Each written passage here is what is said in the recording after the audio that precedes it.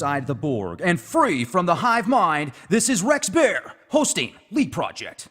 The Leak Project was created to offer awareness and information not found in the mainstream news. With over 90% of the world's media controlled by only 6 enormous conglomerates, many people today are looking for more accurate information. The Leak Project offers a refreshing approach to the brain-drained media. Check back daily for new content as we thrive to bring you the cutting edge in news, current events, on-scene video footage, interviews, and most importantly, the truth. All right, ladies and gentlemen, do we have a special treat for you tonight? We have very special guest, Dick Allgire. He is the Vice President of the Hawaiian Remote Viewers Guild and is a skilled and talented remote viewer who is trained under Glenn Wheaton at the Hawaii Remote Viewers Guild in Honolulu for over 10 years. He is an HRVG certified instructor and the Vice President of HRVG. He has presented at several IRBA remote viewing conferences and has lectured and trained students internationally at scientific symposiums. Dick is a veteran television journalist with over 26 years' experience as a reporter, anchor, and producer. Dick has worked in Hawaii since 1985 and has been at KITV.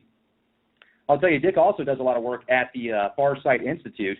I've had an opportunity to read much of his works and also see some of his videos, and he's had an opportunity to remote view everything from the fall of Atlantis, the building of the Great Pyramid, many anomalies on different planets like Mars and Iapetus. And I got to tell you, this is going to be a real treat because he has a ton of information. You know, Dick, I got to tell you, I've been following your work for a long time, and I've had the opportunity to see many of the videos that have came out with you and Courtney Brown and the Farsight Institute. And I got to tell you, man, that is some incredible stuff. For many of our listeners out there that might say this is woo-woo or a little bit of a conspiracy or fringe, I was hoping that you could explain to our guests, you know, what makes this more of a scientific approach and how you're actually trained in order to be able to do remote viewing. Okay, well, I think maybe it would be instructive to go back into how I got involved with it. I first heard about remote viewing in 1996, late 1996, 97, and I was listening to actually it was the Art Bell show. Now at this time I was a television news anchor, a primetime mainstream ABC News affiliate in Honolulu television newscaster. And I would drive to work across the island of Oahu at 2:30 in the afternoon to go to work, and I'd get off about 11. And as I had a 30-minute drive home, and going to work, I would listen to the local news station that would be all news, just to keep up on what I was headed for that day in the news. As you know, turned into nighttime coming home, it was the Art Bell show. So I started listening to that just because it was entertaining. I didn't necessarily believe a lot of it, but I was entertained by it. The more I listened to it, a few of the subjects I started reading books, learning, investigating for myself, and some of that turned out to be not woo-woo, actually true. And one of those things was remote viewing. I heard someone say, "Hey, Art, did you know that at this Emory University, Dr. Courtney Brown has learned remote viewing and he's done a book on it?" So I bought the book and read about that, heard about remote viewing, and I thought to myself, if this is true, if this can really be done. Now, I think all of us have had moments of where we know something. Has this happened to you, Rex, where you just know something ahead of time, or you get a feeling, have a dream, you don't think about it, you haven't seen it? You've had that experience. It happens to me all the time. Okay, and I'm sure a lot of people, you know, they don't know what to make of it. Suddenly an old friend pops into your mind and they call you 10 minutes later, or you hear that, you know, they've been involved in something that calls your attention. We all have a subconscious awareness, and we all have moments where this spontaneously happens, and it just trickles into us. And it's something that we don't know what to make of it. We think it's a coincidence, or we dismiss it, or it's just, we go, wow, that was strange, that was eerie. So what I learned in the very beginning was that the U.S. military was doing this. Now, the U.S. military, they kind of play dumb in public, but I can tell you that there are some really smart people in the U.S. military, and there are some really far out people in the U.S. military. They will try anything if they think it will help them. And this is one of the things they tried. I think the real story has never actually come out. My teacher was a member of an elite unit that is not widely known, but the way it really started was with Morse code operators.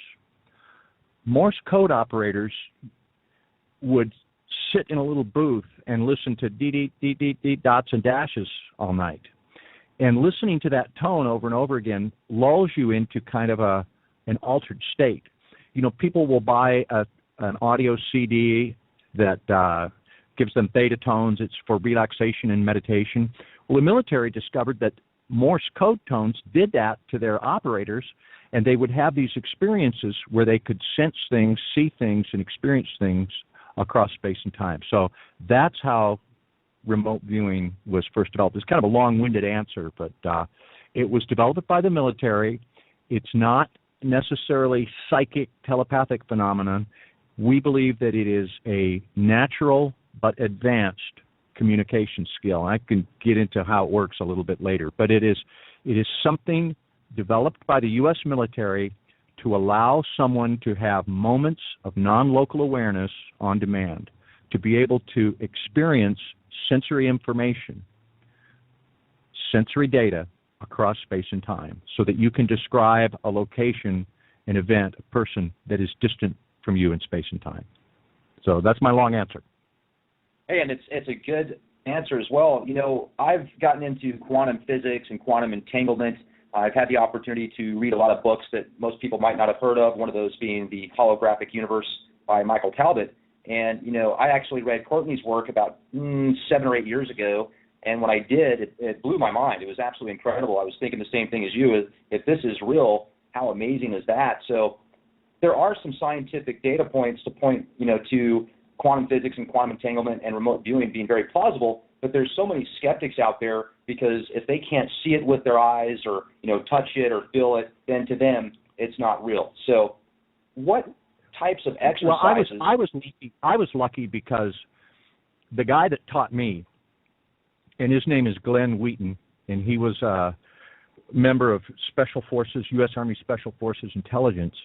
When this was declassified, he told some people that he was able to do this, and they begged him to teach it. They said, "Oh, teach us how this works." And he said, "No." And they said, "Please do." And he said, "Okay, I'll teach you guys, but no money. I don't want any money involved. I'll not charge. So keep money out of this." And what he did was he didn't try to convince us. He never demonstrated his ability to us, not early on. Later he did. What he did was allow us to prove it to ourselves. So he held a class every week, and I went in skeptical. I was a news reporter. I thought, well, I'll see what this is about. And his explanation of it was so interesting, but I didn't have to believe it or disbelieve it or challenge it or understand the new style of physics behind it. It was just, okay, do this, this, and this. You know, there's a way to close your eyes to look, to do it at a certain period of time and a certain way. There's a whole protocol of things you do. He just said, do this, and here's the target, and look and describe it. Then he'd open the envelope. So we all were able to prove it to ourselves.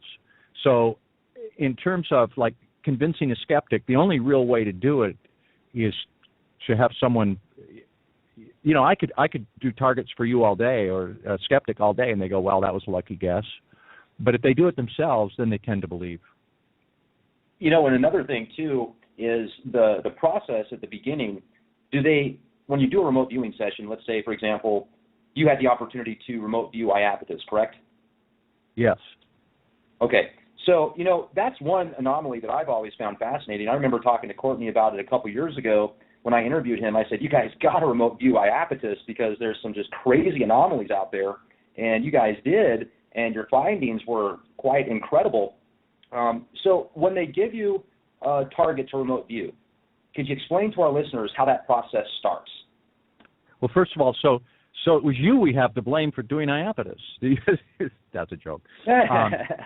I actually had never heard of Iapetus when I did this project. I was not someone who looked at the anomalies of our solar system by way of NASA photographs. So if you would have asked me a year ago, what is Iapetus, I might have said an asteroid around Jupiter, a moon of, I don't know. I couldn't have told you that it was a moon of Saturn, and I could not have spoken with any authority at all about anything anomalous on that. So here's how the remote viewing came down. We do projects for Courtney Brown. Courtney Brown is in Atlanta. I'm in Honolulu.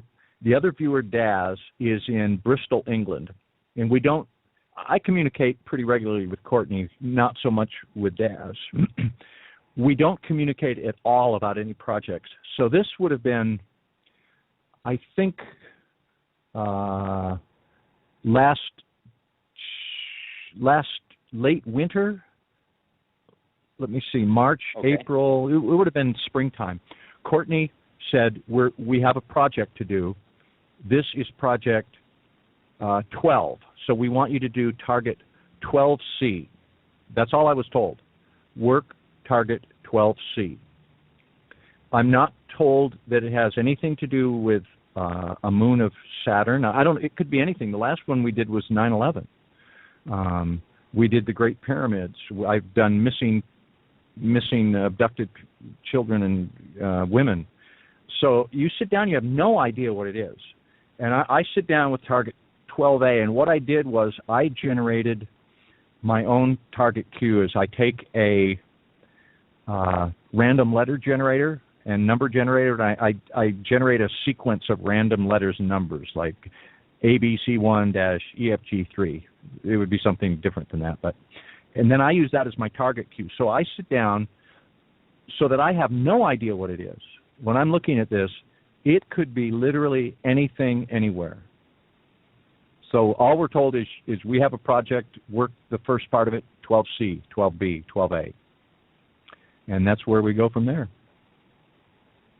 And has there ever been a time where you picked something completely different out of the project that you were supposed to remote view versus somebody else, a part of the team? Do you mean, do we get the wrong target? Do we? Right. Like, for example, when you guys were supposed to remote view Cydonia, have you ever, I'm remote viewing something that's not even on planet Mars. It's somewhere completely different. Yeah, that happens. All remote viewing is not 100%. So what happens is, like if you start a session, very often, like Cydonia and Iapetus, both of those at the baseline were very boring targets. So you're told there's a mystery that we're going to do a project on, and you look and you start perceiving, barren rock, no structures, no people, no machinery, no drama, not anything too energetic. It's just like, this is land and rock and dust. You might tend to reject that. So sometimes a viewer will make something up more complex, like they'll just shunt off to something, this can't just be rock and land. So they'll find some drama, and they might remote view the next plane crash that's going to happen 2 days from now or something like that. What happens is we submit our work, and we're given either a go or no go. Like, I'll do 6 pages of sketches and drawings, and then I get an email that says, please continue, or no, can you start over? So it's like a yes or no. So we do remote. So if you're hitting something that, okay, I was just going to say, so if you're hitting something that is completely off base or not on target, they're just going to send you an email and say, okay, next start over, or next project. Yeah, the military viewers used to do this. My teacher, they would sit at a desk, and they would have a camera above them watching everything they wrote, and there would be a green light and a red light on the desk. So they would do it like the first 3 stages. They'd do it to S3, 6 or 8 pages. And either the red light would go on or the green light. If the green light came on, they would continue. If the red light, they'd get up, stop, clear their head, go get a cup of coffee, take a break for a half hour, and then come try again. Normally, when you get to a certain level of, as a remote viewer, I've been doing it about 18 years. Most of the time, something in my session will be valid to the target. All remote viewers produce a combination of good data, bad data, and contamination. So you might be on 70% of your stuff, and then you'll get ideas that are 20% off, and then 10% of it will be something that you correctly perceive, but you color it through your own frame of reference. So always, some of it's good, some of it's bad, and some of it is sketchy. The more you do it, the better you get. It's not like putting a DVD in the DVD player and just watching a movie from start to finish. It's a little more ambiguous and fleeting than that. And I've had an opportunity to see you actually in action on some of these videos that have gone out with the Farsight Institute. I've seen you actually in sessions where you're visualizing things and then writing them down. And I wonder what it must be like, because I'm not very visual. I'm probably a lot more kinesthetic than visual, and for me to interpret data, if it's not in front of me visually, it's more difficult. So what's it like for you? I mean, when you're out doing a session like that, are you seeing it like it's right there? Well, I'll get to that. First, let me say that when I watch myself on those videos, it's rather startling to me, because when I get in that zone, I just start talking and writing, drawing, and I go off, and you can see me reacting to things. And often I don't really remember a lot of it. When I watch the video, I'll go, wow, why did I say that? Or look, you can see me feeling those emotions. So it's interesting for me to watch the videos. And the videos are streaming videos on Vimeo. So if people go to Courtney's page, farsight.org, FARSIGHT.org, you can find links to the videos. Some of them are up free, and some of them are you pay to view. Now, in terms of what you get visually in a remote viewing session,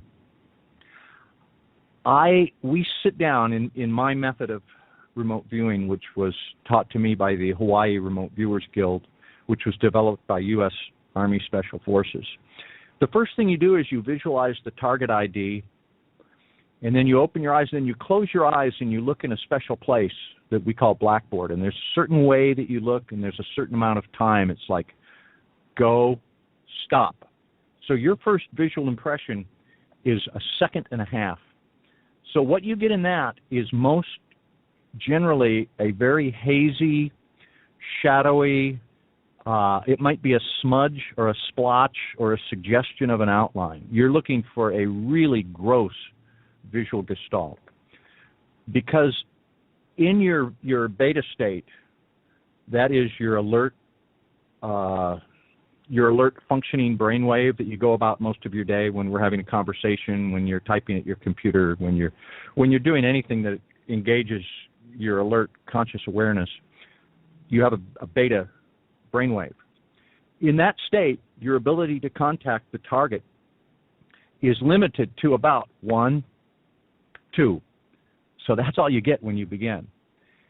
As you do the session, these are what the protocols teach you to do, is how to expand that little by little by little by little, which is doing a sequential order of commands, motions, and drawings and sensory probes so that you build up to that. Now, about 15, 20, 30 minutes into the session, after you've been working it, it's like you're reading a good book. When you're reading a book and you're lost in it, you aren't aware of turning the pages. Now you can close your eyes and you can hold on to that fleeting image for a few seconds, sometimes up to 10, 12 seconds. It's smudgy, it's dark. Sometimes it's pretty clear. I've had sessions where I've closed my eyes the first time. I've had sessions where I start seeing it on top of the paper while I'm writing. For me, those are quite rare. What you're trying for is an actual visual image that you create by closing your eyes and looking on a place we call Blackboard. When you get into a theta state, which is between sleep and awake, then you can maintain, it's like a hazy dream. Another long answer, Rex. This would be sometimes it's an idea of a visual. Sometimes it is a fleeting, blurred, looking through gauze with Vaseline, quick black and white visual. Sometimes it's a almost full color visual. Sometimes it's like, oh, you have a little dream, and what you saw in the dream is what the target was. It can be all along that whole sliding scale. It can be any degree of that. You know, and it sounds quite incredible. A lot of people out there that have maybe had a lucid dream before or a out-of-body experience, maybe unintentionally as they were falling asleep, they saw themselves float out of their body. They might compare what you're doing to those. Now, what would you say throughout the times you've had these experiences, have you ever had an out-of-body experience where you're actually there on scene, or is it almost like it just comes to you in those flashing images? I've had both. Here's an experiment you and your listeners can try.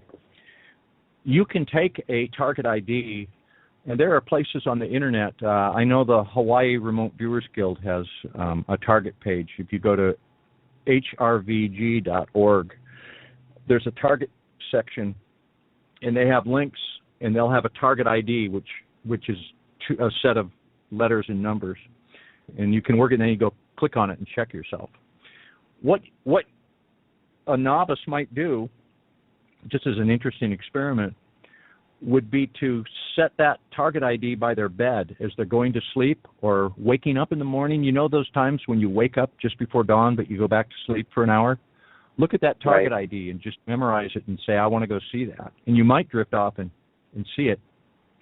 Probably the most profound remote viewing experience I ever had was I was preparing to work the protocols where you sit at a desk with a paper and pencil, and you write things down, you make squiggles, and then you probe the squiggles, and you get sensory data like what is the sound, what is the texture, what is the temperature, and you touch this line, and as soon as you touch it, the first thing that comes to your mind.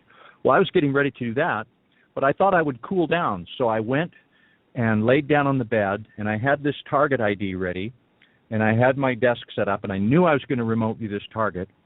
And so I was laying down listening to some theta tones just to kind of clear my head and relax.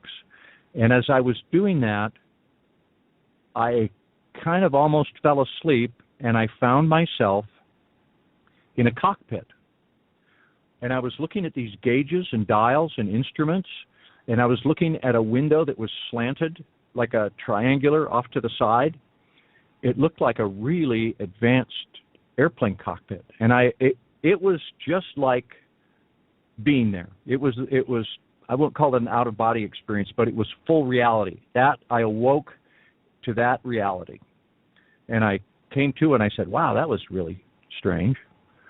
And I remembered that. And I went and worked the target, and I got some other data about an aircraft flying, and I thought, well, maybe that's what I was thinking of. I went to class a few days later, and they pulled out a picture of the envelope of that target, and it was a picture of the inside of the SR-71, and it was exactly where I awoke to. So it can be that real. That's what you strive for. I seriously can't achieve that every time, even after 17 years of practice. Here's the thing, Rex. I think the U.S. military knows how to make someone be able to do that using some type of enhancement, audio, electronic stimulation, brain waves, biofeedback. There's a key, there's a trick, and they can't tell us civilians. My teacher, I've asked him a bunch of times, and he can't tell me. But wow. I think there is a secret. There is some way to enhance your brain waves to put you right on target. And I think that we are able to discover it for ourselves kind of by accident. I was told, my teacher told me, Glenn said to me once, he goes, "You guys are just amazing. You guys are doing this all by sheer force of intent and willpower and brain power." He says, "You guys are plowing a field with a spoon." And I said, "There's an easier way." He goes, "Oh, yeah, there's a plow. There's a tractor-driven plow, but we don't have that." And I said, "Does the military have that?" And he wouldn't answer. Right. Well, when you have a certain clearance within the Department of Defense, there's a lot of things you can't answer, obviously, and Was Glenn Wheaton, isn't he one of the guys that was talked about in that movie that came out in Hollywood, Men Who Stare at Ghosts? Yes, if you read the credits at the end of the movie, the George Clooney character was based on Sergeant Glenn Wheaton. And you know what's interesting? I went and watched that movie with Glenn. The words that came out of George Clooney's mouth in that movie were things that Glenn had been telling me for like 12, 15 years. It was so funny. Glenn was the advisor on the movie, but yeah, that character was based on him. And the movie was kind of a farcical comedy. They had to do it that way in order to get it out. So a lot of the points they made were made in a kind of a comedic, this is kind of poking fun at it, but a lot of it was true. Right. Yep. Well, and the end of that movie was obviously the funniest part, where they're tripping on acid, going in a helicopter, flying around. And, one of the things also you brought up earlier about how there might be some type of trigger point or some type of mechanism or machine to help amplify the brain waves to get people to be able to have a more intense remote viewing experience without as much research. I wonder if that might have something to do with the pineal gland. I've heard that. I'm not really I don't know enough about that to speak authoritatively on it, but it may be. I'll tell you that the way we were trained to do it is I won't give you the step by step because that takes a long time, but basically what it is you're establishing a communication pathway with your subconscious. We all have a subconscious. Our subconscious has been trying to talk to us for our whole lives, and it does spontaneously at times. And we get those, like we discussed at the beginning of the show, at the beginning of the interview, where a mother will know her child is in trouble, or you think of a friend, or you're driving your car and you think, what if a bicycle pulls out of that driveway? And one does. Oh, wow, I knew that was going to happen. So that's your subconscious talking to you. What the remote viewing protocols do, they train you to seek that out for just a moment and to listen. You're taught how to listen to your subconscious, and it's through, I don't want to say trial and error, but repetition, where you do it, you get the answer, you close your eyes, you look, and then you look at the picture, and you say, oh, I thought I saw two circles. Well, yeah, there were two circles. Okay, that's what I was seeing. Or, you see a certain smudge in a certain, looks like lines, and it's a bridge. You go, oh, yeah, okay, all right. So the more you do it, the better you get at it. And you actually rewire your brain. You actually create new neural pathways by doing this. That's what we believe. It's just fascinating. It's one of the most interesting things I've been involved with. And there's a lot of people out there that might have natural, I guess you could call it psychic abilities, where they're able to sense things that are going to happen before they do.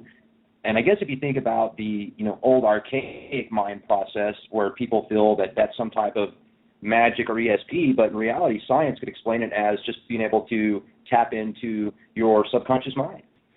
Yeah, and we believe it's waveform based. If you look at, let me give you my explanation of this.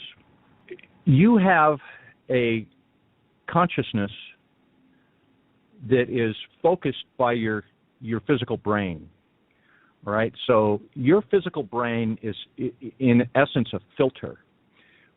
For us to live and exist and experience this 3D, this three-dimensional reality that we're in, you need to be able to focus on the here and now. Your eyes can see a certain band of light waves.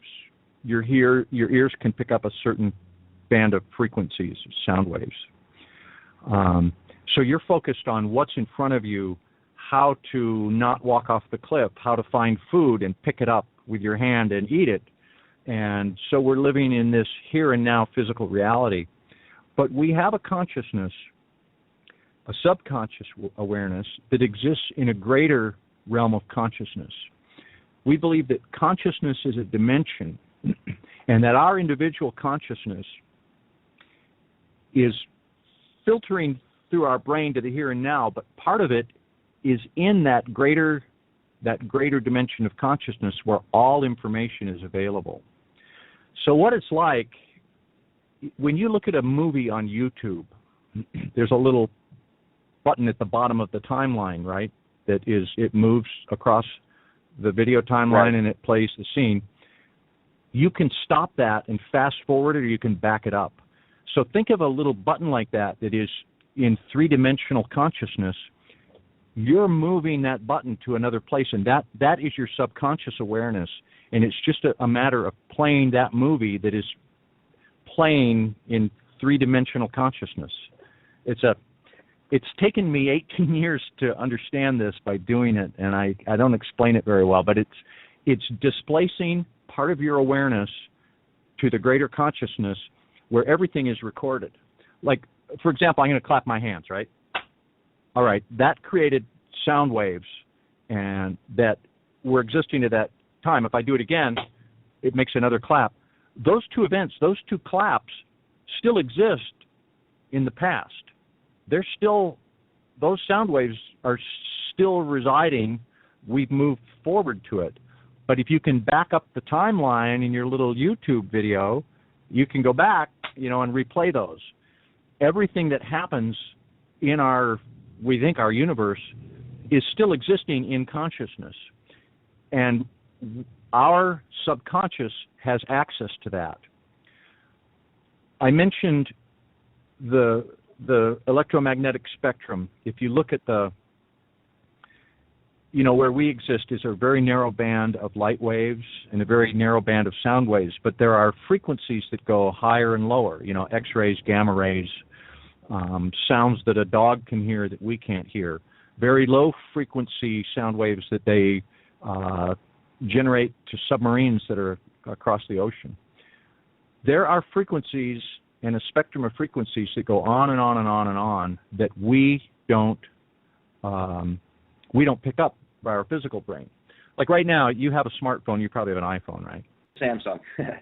Okay, so you have a Samsung. On your Samsung, yes, right now, there are comedy TV shows in thin air. There's a Grateful Dead concert. There's a Mozart concert. There's probably all human information, all information recorded by humanity is right there.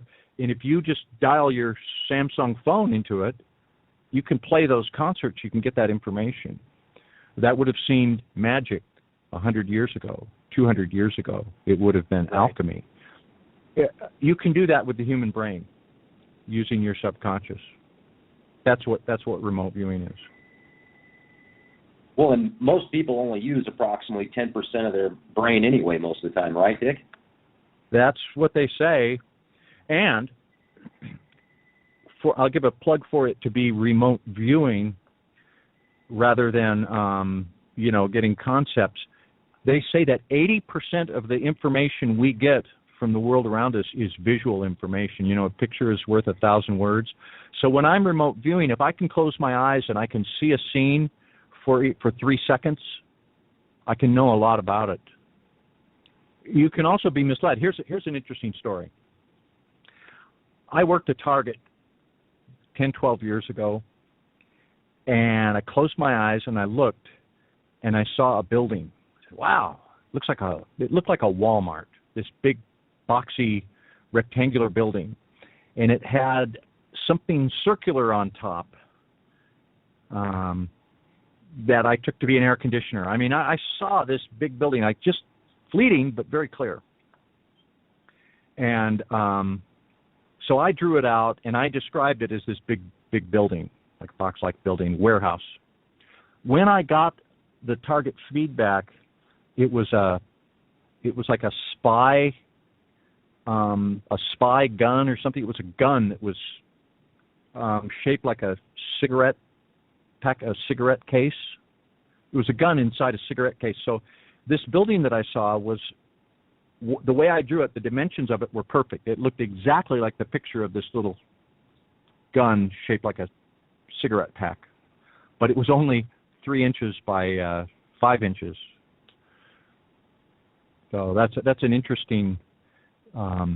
that sometimes happens in remote viewing, where you see something, but you don't get the size, the dimension, or the things about it will confuse you. But it can be very visual. You've been a part of a whole bunch of projects, not only with Farsight Institute, but out there in Hawaii with the Hawaiian Remote Viewers Guild as well. And I was hoping here for the second half of this interview, if we could maybe discuss some of these incredible anomalies and phenomenons that you've had the opportunity to see. So before we get into that, though, I was curious about what was your views like before you started to see all these just incredible anomalies that most people might say are, science fiction or conspiracy woo-woo. Were you more, what were you like, Dick? I was open to a lot of this. I've always been curious. So I had a healthy skepticism, but, frankly, we've been lied to. And that's one thing that remote viewing helps you to see and to understand. My own journey started in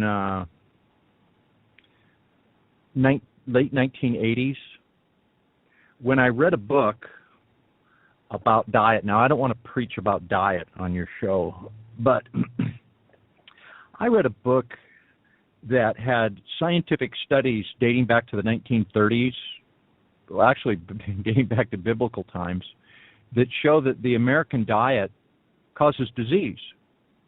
And I read these studies, and it was... I was going to say, you mean genetically modified E. coli feces and, thimerosal and all sorts of different nasty stuff in the food?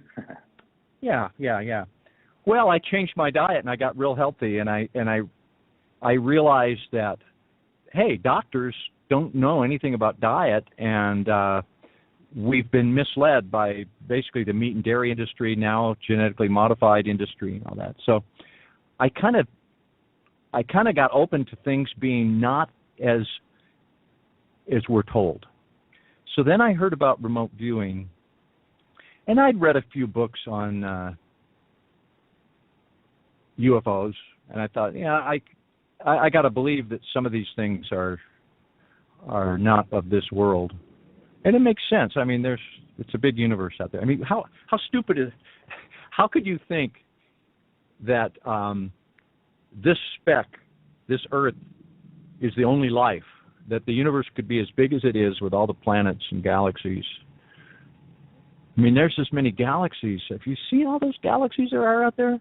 To think that there's no other life, and to think that we're the apex of technology right here and now, come on. So anyway, I was open to that. And I was curious.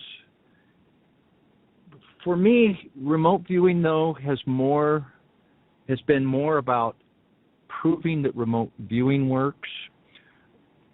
You have to be careful in remote viewing that if you just go after the esoteric, the strange, the bizarre, the big mysteries, you can lose sight of what you're doing and you can send yourself astray. So I was always taught it's very important.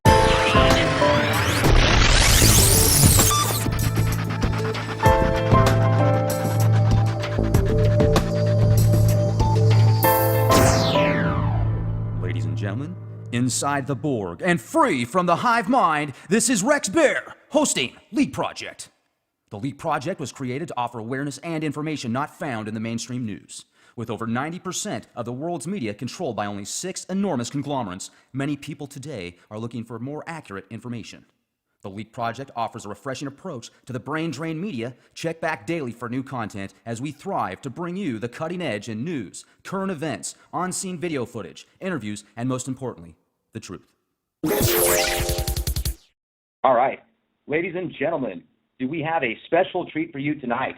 We have very special guest, Dick Allgire. He is the Vice President of the Hawaiian Remote Viewers Guild and is a skilled and talented remote viewer who is trained under Glenn Wheaton at the Hawaii Remote Viewers Guild in Honolulu for over 10 years.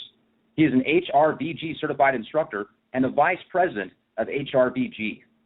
He has presented at several IRBA remote viewing conferences and has lectured and trained students internationally at scientific symposiums. Dick is a veteran television journalist with over 26 years' experience as a reporter, anchor, and producer. Dick has worked in Hawaii since 1985 and has been at KITV. I'll tell you, Dick also does a lot of work at the Farsight Institute.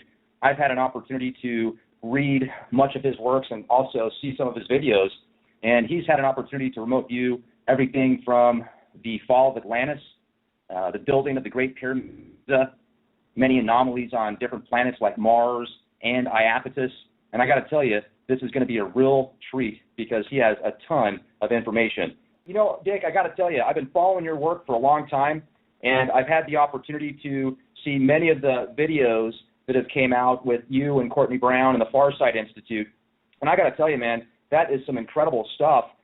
For many of our listeners out there that might say this is woo-woo or a little bit of a conspiracy or fringe, I was hoping that you could explain to our guests, you know, what makes this more of a scientific approach and how you're actually trained in order to be able to do remote viewing. Okay, well, I think maybe it would be instructive to go back into how I got involved with it. I first heard about remote viewing in 1996, late 1996, 97, and I was listening to actually it was the Art Bell show. Now at this time I was a television news anchor, a primetime mainstream ABC News affiliate in Honolulu television newscaster. And I would drive to work across the island of Oahu at 2:30 in the afternoon to go to work, and I'd get off about 11. And as I had a 30-minute drive home, and going to work, I would listen to the local news station that would be all news, just to keep up on what I was headed for that day in the news. As turned into nighttime coming home, it was the Art Bell show. So I started listening to that just because it was entertaining. I didn't necessarily believe a lot of it, but I was entertained by it. The more I listened to it, a few of the subjects I started reading books, learning, investigating for myself, and some of that turned out to be not woo-woo, actually true. And one of those things was remote viewing. I heard someone say, "Hey, Art, did you know that at this Emory University, Dr. Courtney Brown has learned remote viewing and he's done a book on it?" So I bought the book and read about that, heard about remote viewing, and I thought to myself, if this is true, if this can really be done. Now, I think all of us have had moments of where we know something. Has this happened to you, Rex, where you just know something ahead of time, or you get a feeling, have a dream, you don't think almost about it, you haven't seen it? You've yes, had that experience. It happens to me all the time. Okay, and I'm sure a lot of people, they don't know what to make of it. Suddenly an old friend pops into your mind and they call you 10 minutes later, or you hear that, they've been involved in something that calls your attention. We all have a subconscious awareness, and we all have moments where this spontaneously happens, and it just trickles into us. And it's something that we don't know what to make of it. We think it's a coincidence, or we dismiss it, or it's just, we go, wow, that was strange, that was eerie. So what I learned in the very beginning was that the U.S. military was doing this. Now, the U.S. military, they kind of play dumb in public, but I can tell you that there are some really smart people in the U.S. military, and there are some really far out people in the U.S. military. They will try anything if they think it will help them. And this is one of the things they tried. I think the real story has never actually come out. My teacher was a member of an elite unit that is not widely known, but the way it really started was with Morse code operators. Morse code operators